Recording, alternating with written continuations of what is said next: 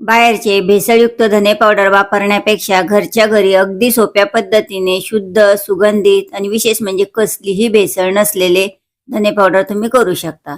आणि एकदा करून ठेवले की वर्षभर ते आरामशीर टिकते. आता तुम्हाला वाटेल याला जाळं लागेल, तर तसे काहीच होत नाही, कारण त्यासाठी आपण काळजी घेतलेली आहे. नमस्कार, मी उज्ज्वला. मी या ठिकाणी 250 ग्रॅम धने घेतले. आता तुम्हाला पावडर किती प्रमाणात लागते त्यानुसार तुम्ही धने कमी जास्त घेऊ शकता. आता हे जे धने आहेत ते पहिले स्वच्छ करून घ्यायचे. त्यासाठी मी हे चाळून घेतले आणि निवडून घेतले. यामध्ये जे मोठ्याल्या काड्या वगैरे असतात, मातीचे खडे असतात, ते काढून टाकायचे. आता धने स्वच्छ करण्यासाठी कधीच धुवून घ्यायचे नाही, ते फक्त निवडून आणि चाळून घ्यायचे. आता याला जाळा लागू नये पावडरला, म्हणून आपण हे धने भाजून घेणार आहे. त्यासाठी एक जाडबुडाची कढई गॅसवर गरम केली. नंतर गॅस मी मिडियम केला. आता मिडियम गॅसवरती हे धने छान असे भाजून घ्यायचे. धने भाजत असताना जाडबुडाची कढई घ्यायची आणि गॅस मिडियमच ठेवायचा आणि सतत हलवत राहायचे, त्यामुळे धने जळत नाही. आणि जास्त कलर चेंज होईपर्यंत धने भाजायचे नाही. आपल्याला हाताला गरम लागेल इथपर्यंतच ते भाजायचे.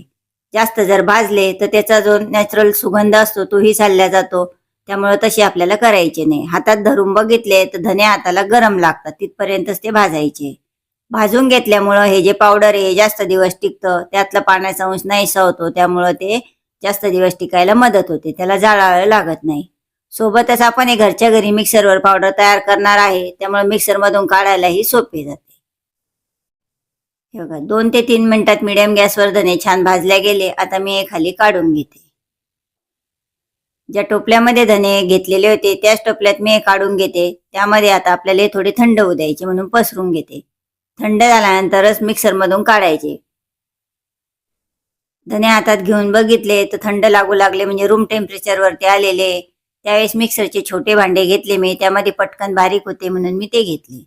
त्यामध्ये थोडे थोडे धने घालत मिक्सरला लावून याची पावडर तयार करून घेते.